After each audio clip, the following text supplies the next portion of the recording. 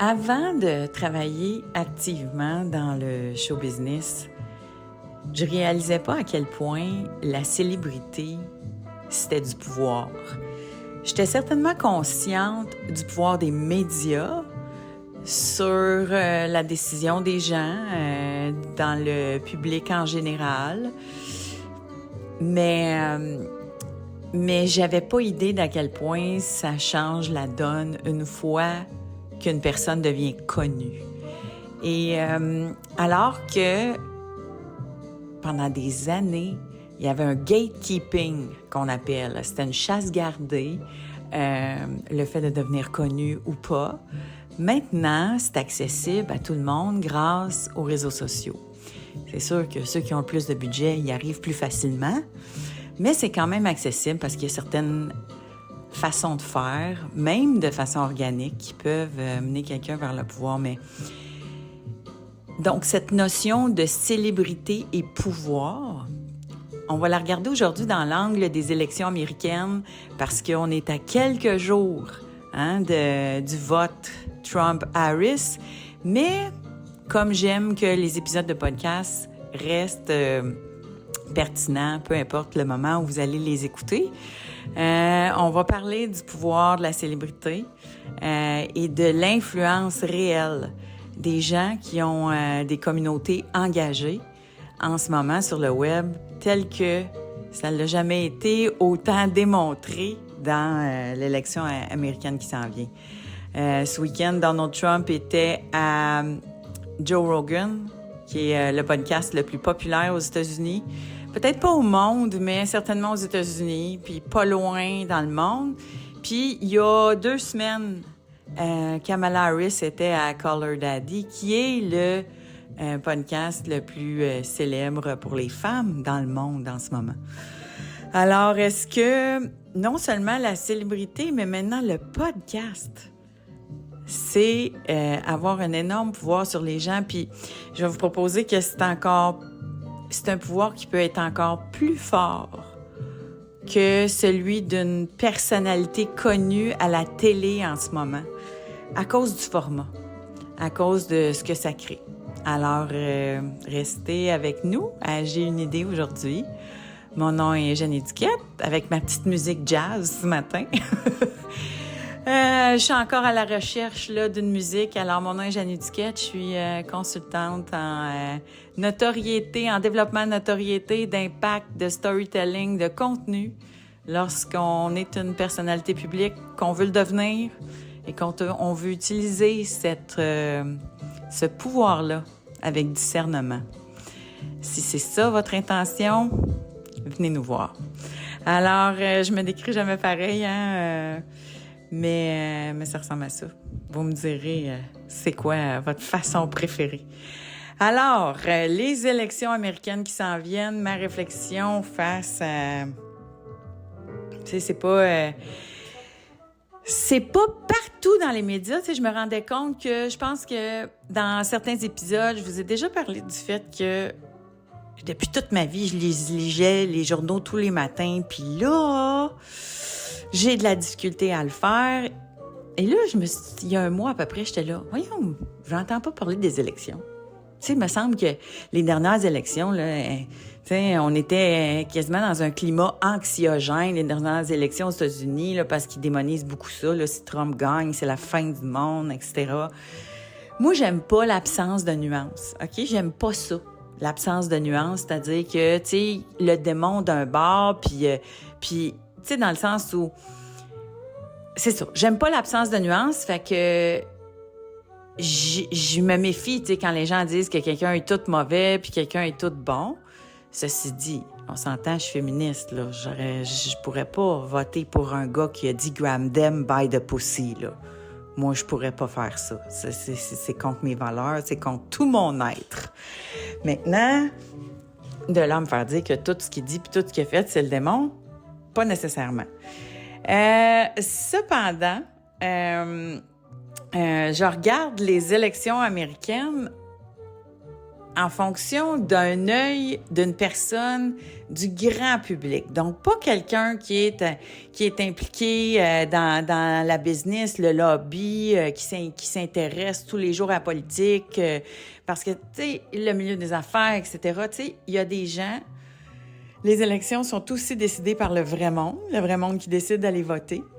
Puis c'est ces gens-là qui sont influencés par une certaine couverture médiatique, qui pendant longtemps, il y a eu un gatekeeping, c'est-à-dire tu pouvais pas avoir un article des médias si t'étais pas une célébrité, puis qui décide si t'es une célébrité, ben c'était les journaux qui avaient beaucoup d'audience, puis c'était les télés qui avaient beaucoup d'audience, puis si quelqu'un décidait que toi tu passais pas, ben tu passais pas. Alors que maintenant, avec les réseaux sociaux, il y a du monde qui passe, justement, puis qui ramasse des énormes audiences, puis sont supportés par le vrai monde.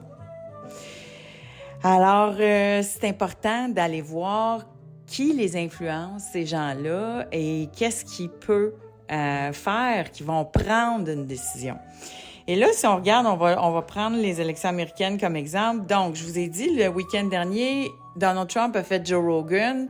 Joe Rogan qui n'a pas donné son appui à Donald Trump, puis Donald le voulait beaucoup, mais il a donné 3 heures d'audience dans 3 heures de conversation dans le podcast le plus écouté. Puis, le podcast qui est, selon moi, un médium très, très, très influent à cause de la durée. Je pense que c'est quelque chose d'avoir, 17 millions d'abonnés sur TikTok. Mettons, je vous donne un exemple. Tu peux avoir 17 millions d'abonnés sur TikTok. Je suis pas certain que tu as autant d'influence que quelqu'un qui a 100 000 abonnés sur YouTube, s'il fait du format long. Parce que ça dépend de la longueur de ta relation avec les gens, puis la profondeur de ta relation avec les gens. Puis le format podcast, tu as une relation assez profonde avec les gens qui te suivent. Donc, ça a beaucoup d'influence. En ce moment, les podcasts, là, ça a beaucoup d'influence. C'est pas surprenant que les candidats aux élections américaines gardent les podcasts pour la fin. On est dans le dernier mille. Donc, lui, il va faire Joe Rogan. Kamala, elle a fait Caller ID il y a 2 semaines. Là, elle est allée faire Shannon Sharp, qui est un des podcasters les plus vus, les plus aussi. Ça a beaucoup d'influence, ce qui sort chez Shannon Sharp, là. Tu sais, les premiers balbutiements du scandale P. Diddy, là, c'est sorti là. Puis c'est là que ça a commencé à voir le jour dans le quote-unquote média traditionnel. Parce que ces podcasts-là qui développent un si grand following, pour moi, c'est rendu du média traditionnel. Pas au Québec. Au Québec, il y a encore une espèce de, justement, de gatekeeping, de snobisme. Puis ça, je trouve ça... Je vais vous donner un exemple. L'épisode sur Xavier Dolan, qui est sorti il y a 2 semaines, moi, j'avais vu l'entrevue de Xavier Dolan à Sans Filtre. Sans Filtre, qui est un podcast qui a pas mal de rayonnement sur la toile au Québec. Donc, pour moi, cette entrevue-là était excellente et valable. Je suis partie de ça pour vous faire un commentaire. D'ailleurs, c'était un épisode qui était super populaire. Puis là, super populaire. C'est dans ma gang d'épisodes à moi, là. Mais, mais les journaux, donc, il y avait juste le Devoir, je pense qu'il l'avait remarqué au Québec, puis qu'il en avait parlé, tu sais, qu'il avait parlé de ce que Xavier Dolan avait dit. Il a dit, ça se peut que je fais un nouveau film, fait qu'eux autres avaient sorti la nouvelle, mais les autres médias l'avaient pas repris. Une semaine après, à peu près en même temps que mon podcast est sorti, Xavier Dolan est allé à un festival de films en Europe. Il a donné une entrevue dans un média traditionnel. Et là, il a sorti la nouvelle qu'il allait faire un nouveau film. Et là, ça a été repris dans tous les médias. Alors, tu sais, quand c'est sorti dans un podcast, c'était comme 2 mondes. Tu sais, c'est 2 mondes qui s'ignorent. En tout cas, on en reparlera dans un épisode particulier, mais tout ça pour dire que moi, je pense qu'aller faire des gros podcasts comme ça, c'est rendu les endroits où avoir énormément d'influence. Et là, on le voit dans ce qui se passe aux élections américaines. Alors, médias sérieux et solides, les podcasts qui développent une audience fidèle et qui ont des chances d'être... Parce que là, est-ce que passer à un podcast, c'est comme Joe Rogan, là, Donald Trump a été vu, c'était 1 million de personnes par heure qui regardaient le podcast. Quand ça a été droppé, là, tu sais, après 30 heures, c'était rendu à 30 millions de vues. C'était quelque chose de phénoménal. Et puis Call Her Daddy aussi, c'était pareil pour Kamala Harris. Mais est-ce que ça va avoir vraiment de l'influence? Là, ça dépend de l'engagement des gens. Même une célébrité qu'ils vont aimer, s'ils ne sont pas si engagés envers elle, quand même que la célébrité leur dit « tourne à gauche, tourne à droite », ça ne veut pas dire que les gens vont l'écouter. Ça ne veut pas dire que les gens vont prendre cet appui-là comme quelque chose qui va les impacter. C'est pour ça que des gens qui ont énormément d'engagement, comme Taylor Swift, qui a donné son appui à Kamala Harris, comme Oprah, qui a donné son appui à Kamala Harris, ça, c'est majeur. Parce que c'est du monde qui disent, quand tu tournes à gauche, le monde tourne à gauche. Quand tu tournes à droite, le monde tourne à droite. Chez Donald Trump, est-ce qu'il y a des gens qui ont ce genre d'influence-là sur les gens? Ben, je veux dire que Trump, il n'en a pas tant besoin parce que lui, il l'a. Ce qui m'amène à vous parler d'un autre phénomène. C'est le phénomène de le moment où on devient connu. Le moment où les gens te découvrent. Puis qu'ils disent « Ah, wow, OK, c'est qui ça? » Ce moment-là, là, ce qu'on appelle le tipping point, ce qui prend généralement 7 ans. Dans le monde d'avant, là, ça prenait 7 ans avant de devenir connu. Là. Connu all around, c'est-à-dire que tu marches dans la rue, pas mal tout le monde sait t'es qui, là. Peu importe là où tu vas être. Donc, devenir connu, ce moment-là est super important. Cette première impression-là est super importante parce que ça va déterminer ta relation avec le public. C'est sûr que tu peux la moduler après, c'est pour ça qu'on travaille si fort là-dessus, sur la relation avec le public, comment définir l'image, comment définir l'engagement, puis ça va être quoi la relation que les gens vont avoir avec toi. Mais le moment où tu deviens connu est super important parce que ça surpasse tout le reste. Puis plus que jamais, c'est vrai avec Donald Trump. Donald Trump, là, il est devenu connu dans l'inconscient collectif, là, au moment où il a fait The Apprentice.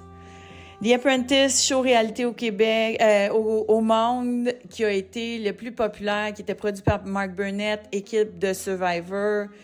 C'est un concours d'entrepreneuriat. Il prenait... au début, les premières émissions, c'était des inconnus.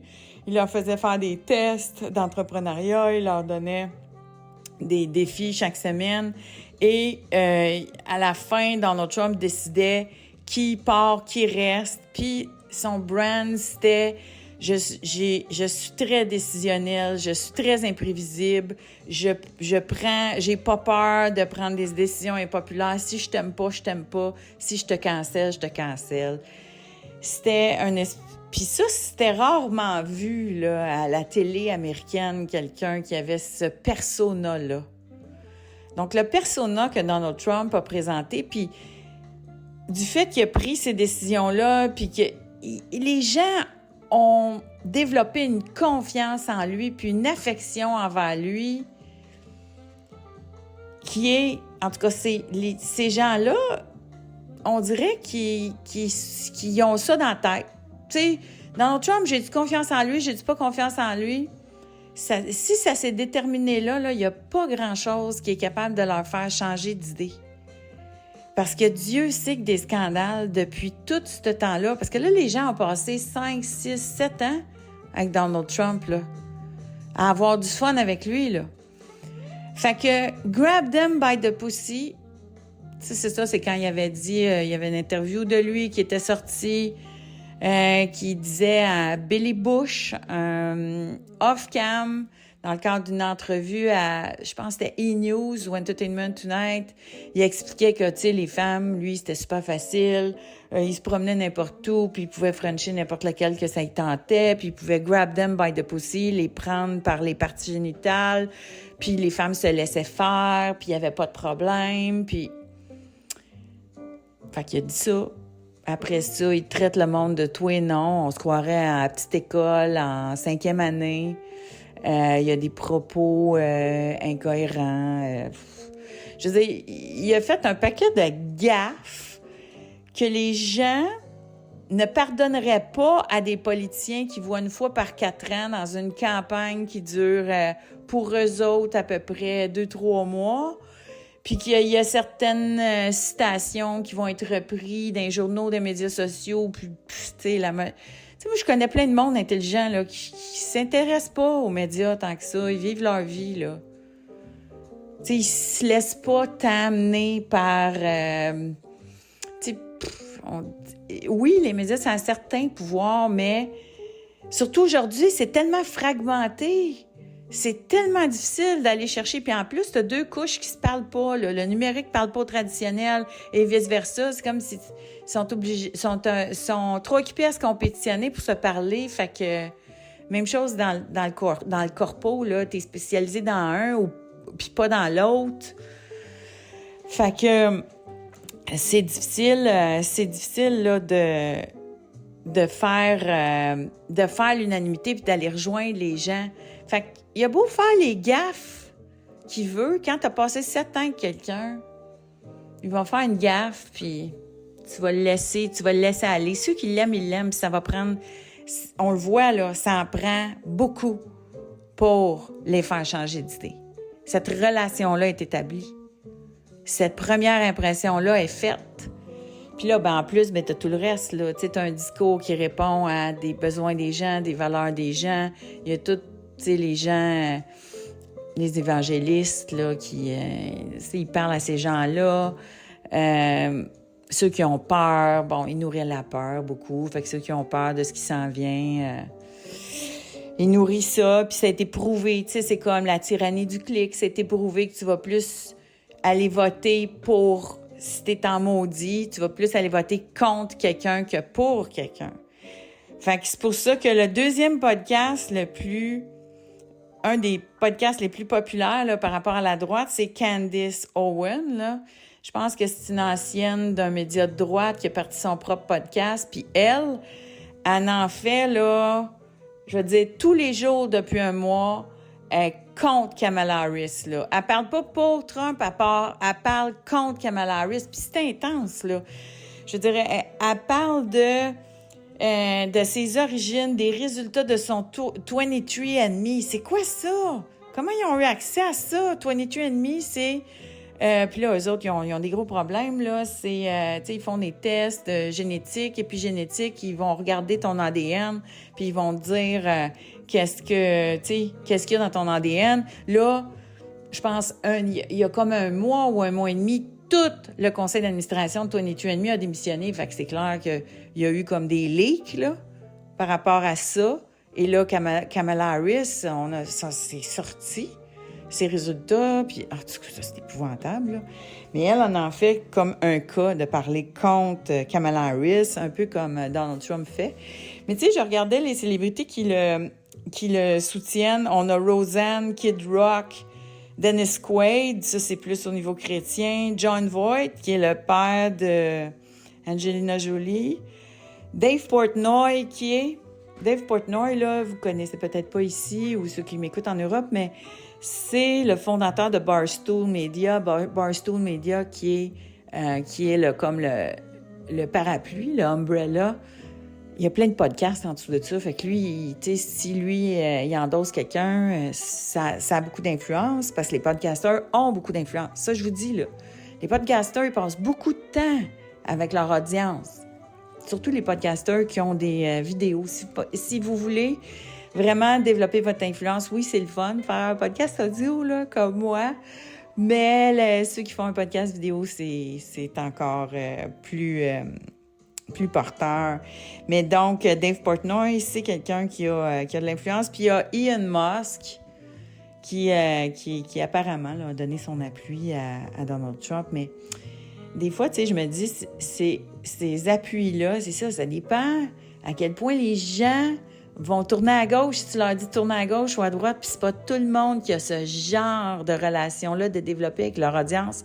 Peu importe le nombre de personnes qui les suivent. Puis comme je vous dis, si sur TikTok, tu t'entertaines le monde pendant 17 secondes, pas sûr. Quand même que Kabé, je pense Kabé, ou Kwame, hey, là, excusez-moi, là, son nom, je le connais pas par cœur, mais le TikToker le plus populaire au monde, quand même que lui, il supporterait quelqu'un, là. Le genre de relation qu'il a avec son audience, il entertain, il parle pas, il fait... C'est pas sûr, là, qu'il pourrait dire « tourne à gauche » puis qu'on tournera à gauche, là. Tu sais, fait que ça dépend vraiment de qui. On va aller voir Team Kamala, par contre. Où est-ce qu'elle est allée chercher son appui? Bien, c'est ça, je vous ai dit qu'elle a fait Shannon Sharp puis Alex de Call Her Daddy. Elle a fait Howard Stern aussi. Elle a fait une entrevue avec Oprah. Elle a l'appui de Taylor Swift. Puis comme je vous ai dit, là, tu sais, ça, c'est la queen de l'engagement. Alors, cet engagement-là que les gens ont envers elle vont faire qu'on va suivre. Ah, j'ai oublié, dans Team Trump, là, j'ai vu Cardone, Grant Cardone et compagnie, là, ceux qui sont dans l'entrepreneuriat en ligne, qui m'écoutent ou qui s'intéressent à, justement, l'engagement en ligne. Grant Cardone, ça, c'est quelqu'un qui a de l'influence. Ça, c'est quelqu'un qui va dire, si tu tournes à gauche, les gens vont tourner à gauche. Parce que lui, sa gang, ils les ont engagés. En fait, lui, il enseigne ça. Comment développer une audience qui s'engage à toi. Fait que ça, c'est un appui qui est important pour lui. Alors, c'est ça qui va déterminer, donc, si ces appuis-là ont de l'impact ou pas. Parce que pour surpasser, parce que là, on va donner aux médias traditionnels ce que les médias traditionnels ont, c'est que pour les gens qui les lisent, ils ont une crédibilité.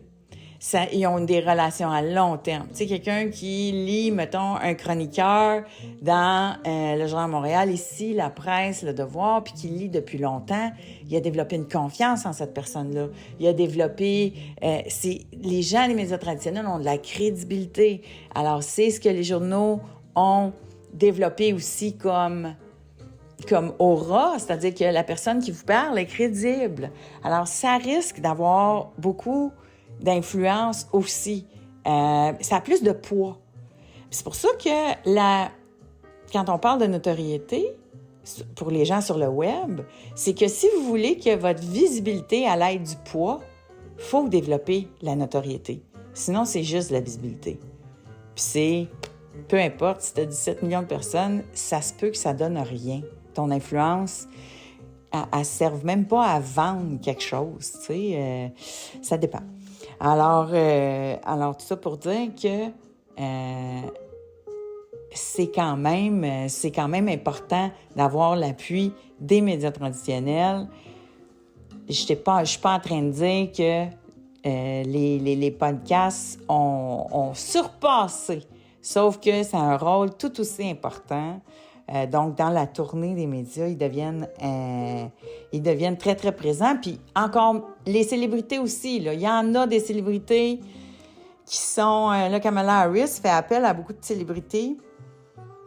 Puis là, j'ai quasiment le goût de vous faire une théorie, là. Mais je me retiens un peu, là.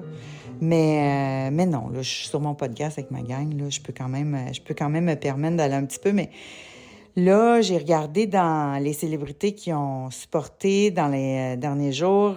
Bon, évidemment, il y a Barack Obama, Michelle Obama qui font la tournée avec Kamala Harris pratiquement, sont très présents. Ça fait du sens, ça va avoir de l'impact. Ce sont des gens qui ont énormément de crédibilité. Mais si on va dans les célébrités, là, on a Beyoncé, on a Usher, Eminem, John Legend, Mark Cuban. Je n'en nomme que quelques-uns. Mais là, j'ai remarqué Usher qui qui semble assez présent dans la campagne de Kamala. Puis je me dis, là, c'est pas... Est-ce que c'est risqué d'avoir Usher sur ta campagne? Puis, tu sais, je veux dire, veux pas, là, pour ceux qui sont au courant du scandale de P. Diddy puis qui suivent les nouvelles, bon, les parties de P. Diddy qui impliquent, tu sais, il y a un paquet de plaintes d'agressions sexuelles déposées. Puis là, il y a un avocat. Tu sais, il y a le federal case contre P. Diddy qui est en prison depuis 2 mois. Mais tu as un avocat aussi au Texas qui ramasse un paquet de plaintes civiles. Et dans ces plaintes civiles-là, on a plus d'informations. Il y a énormément d'autres célébrités d'impliquées. Et depuis le début, une des célébrités qui est le plus nommée, c'est Usher. Parce que Usher a été comme apparemment groomé par P. Diddy. Donc, tu sais, il serait une victime, mais en même temps, hurt people. Il serait peut-être aussi... quelqu'un qui ferait partie là, de ces freak-offs-là pis tout ça.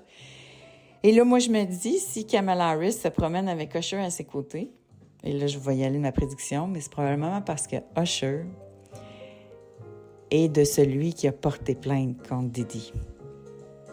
Parce que je suis pas sûre, moi, si je me présentais à la présidence des États-Unis, puis je gagnais, puis j'avais quelqu'un qui s'était promené à côté de moi pour aller chercher du vote, qui ultimement va être nommé dans un scandale dans l'industrie de la musique comme il n'y a jamais eu de toute l'histoire de l'industrie de la musique. Ça mérite son propre épisode, ça. Je suis pas sûre, fait que je me dis, dans les plaignants, Usher doit être là. Tu vois, il y a Beyoncé qui est très présente aussi. Mais moi, je pense pas, tu sais, les rumeurs sur le web, j'ai la misère à voir qu'est-ce que Beyoncé a rapport avec ça, là. Mais bon. Alors, tout ça pour dire que j'y vais de ma petite prédiction, mais au niveau des relations publiques, là, c'est pas vraiment possible qu'Usher soit présent, là, s'il n'y a pas eu des vérifications faites auprès des autorités fédérales. Est-ce que Usher est nommé quelque part dans ces documents-là avant de le faire venir dans des grands rassemblements pour Kamala Harris? Et donc voilà, c'est une petite prédiction par rapport à ça. Fait que, avec tout ça, Janie, t'as-tu une idée de qui va gagner? Moi, je suis pas... Jamais j'aurais pensé que... Moi, j'oublierai jamais le jour où Trump a gagné la première élection là, contre Hillary Clinton. Je me souviens du moment, de l'heure, de la température qu'il faisait, de l'heure qui était quand j'ai su qu'il avait gagné. Puis je vous le dis, là, je pouvais pas croire. Ça se pouvait pas que les femmes aient voté pour un homme qui a dit « Grab them by the pussy ». Puis à ce moment-là, moi, j'étais à Alma. J'oublierai jamais, j'étais à Alma. J'étais en tournée pour mon livre et ma conférence « Les 7 clés du leadership féminin ». Salutations à toutes les filles d'Alma qui étaient là, femme et sœur, Louise Lamontagne, merci à Séverine Labille, tout ça qui était là. Et donc, je donnais une conférence avec tout un groupe de femmes d'affaires à Alma. Puis je veux dire, on a fait une minute de silence. Parce que ce que ça voulait dire pour les droits des femmes puis la condition féminine, cette élection-là, c'était un jour très sombre. Puis je me disais, my God, on est encore loin, là. On est en danger. Puis je ne pouvais pas croire, donc, que Trump avait gagné. C'était très sombre. Donc, à ce moment-là, tu sais, c'est ça. Fait que j'avais pas fait le bon call. Fait que puis je l'avais suivi pas mal, là. J'avais suivi pas mal ça, puis j'en voulais beaucoup à l'époque. Ce que j'avais trouvé, c'est que aussi formidable que les gens pouvaient penser que Bernie Sanders était, je trouvais que les démocrates s'étaient battus eux-mêmes, là. C'est que la charge contre Hillary, la pire charge contre Hillary qui avait eu lieu, c'était celle de Bernie Sanders contre Hillary Clinton. Il l'avait démoli, il avait donné tous les arguments à l'autre bord. Fait que ça, j'avais trouvé ça épouvantable. Fait que, tu sais, ce qui s'était passé à l'interne, ça ressemblait un peu à l'époque où André Boisclair avait battu Pauline Marois, ça aussi. Là. Moi, j'ai grandi dans une famille péquiste, il faut que je vous le dise. Puis le PQ a perdu mon allégeance cette journée-là. La journée où ils ont élu André Boisclair au lieu de Pauline Marois, qui était surqualifiée, qui avait été ministre de 3 ministères, etc., etc. Il y a un jeune Blanc-Bec qui est arrivé avec des accusations tu sais, il y avait déjà eu des scandales de drogue qui étaient sortis, puis ils ont quand même élu André Boisclair au lieu de Pauline Marois, avec ce qu'on sait aujourd'hui. Moi, c'était terminé à ce moment-là. Moi, j'avais dit... Puis mon frère était chez nous à cette époque-là, puis tu sais, il avait commandé sa carte, puis tout, là. Mon frère faisait ses études à Montréal, puis il faisait un stage, fait qu'il était venu à Chambry, chez nous, puis il avait pris sa carte, puis tu sais, on avait eu plusieurs discussions super intéressantes, parce que moi, je suis bien ouverte, tu sais, j'aime ça, avoir des discussions, puis comprendre l'autre côté. Mais moi, justement, ces discussions-là avaient nourri ma conviction que c'était fini. Je pouvais pas être dans ce gang-là. Pour moi, c'est comme... Parce que, tu sais, une gang qui vote pour quelqu'un, c'est la gang du parti. C'est les membres, c'est les députés, c'est tout ce qu'il y a autour. Même si, tu sais, fait que là, même s'ils se sont rachetés, à un moment donné, c'est comme, je sais pas. Pour moi, puis après ça, je me suis mis à voyager partout dans le monde, puis j'ai comme... L'idée de se diviser, moi, c'est pas une idée qui vient me chercher, là. Je suis plus dans une idée de collaborons, là. Puis, tu sais, j'ai appris à connaître... Ouais, c'est ma position. Mon Dieu, je pensais pas me positionner politiquement aujourd'hui, mais c'est ma position. Fait que ça n'a pas rapport aux humains, tu sais, dans le sens où je vais toujours regarder ce que les humains ont à proposer. Puis, tu sais, au Québec, c'est le leadership de PSPP. J'en ai parlé sur mes réseaux sociaux, là, ça fait longtemps qu'on n'a pas vu un leadership aussi ancré, aussi fort. Fait que lui, il va être dur à battre, là, peu importe ce qu'il pense. Parce qu'il y a un leadership extrêmement fort, mais tout ça pour dire que j'avais mal collé ma shot à l'époque. Fait que là, j'ai de la misère à vous dire qu'est-ce que je pense qui va se passer, même par rapport à ce que j'ai vu, les appuis qu'il y a eu. Ceci dit, je suis tombée sur un épisode où il y avait Michael Moore. Michael Moore, je ne sais pas si vous venez de lui, mais c'est un documentariste qui a fait un documentaire sur Columbine, donc sur l'armement aux États-Unis. Et il a fait plusieurs documentaires chocs qui ont eu de l'influence. Justement, lui, il a su aller chercher la fibre émotive des gens, l'engagement. Ces documentaires ont eu l'impact de « tu veux tourner à droite, tourne à droite ». C'est quelqu'un qui a créé des œuvres avec de l'influence. Fait que lui-même, c'est quoi avoir de l'influence. Puis lui, ce qu'il prédit, et moi, je sais pas c'est quoi la prédiction, mais j'aimerais que la sienne soit vraie.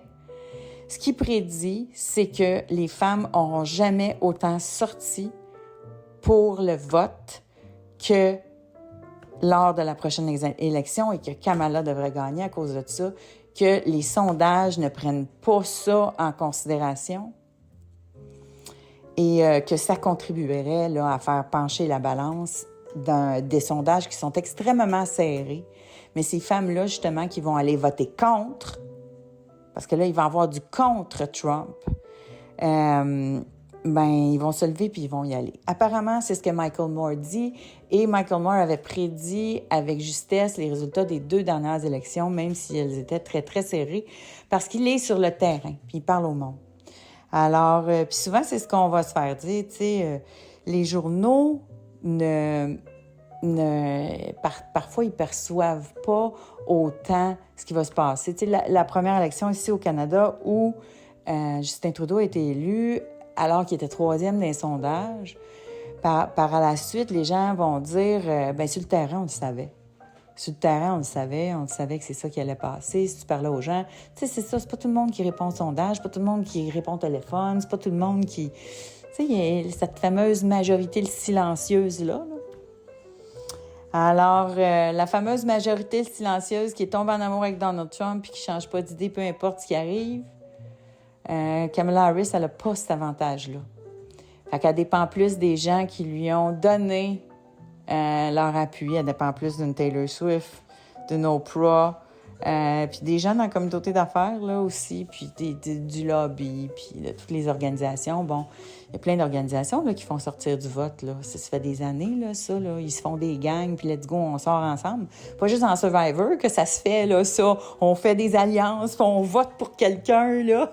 C'est pas juste dans Survivor que ça se fait, là. Ça se fait, ce pouvoir-là, ça se fait très certainement dans des élections.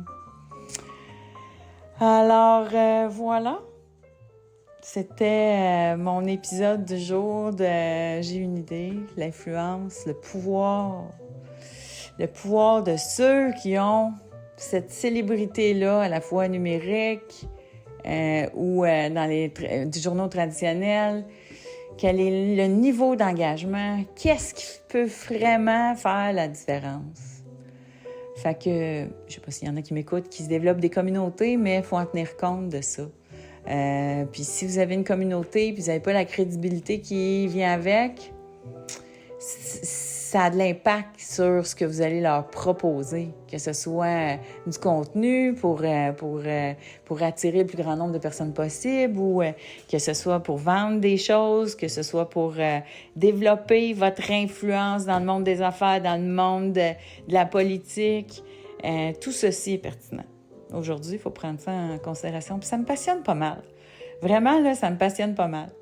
Alors, merci d'être là. Pour ceux et celles qui se sont procurés encore cette semaine, toujours des gens qui se procurent la puissance d'une histoire, merci beaucoup de le faire.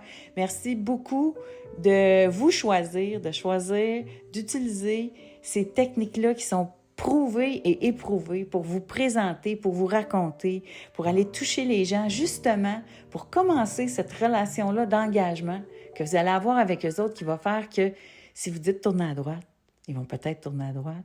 Je vous dis pas les mains. Ah, puis moi, je suis dans la notoriété responsable, hein? Pas de la manipulation, là. On est dans de la crédibilité. Parce que là, tu sais, les techniques de vente, là, etc. Non, c'est pas ça. On développe sa notoriété, on développe l'engagement.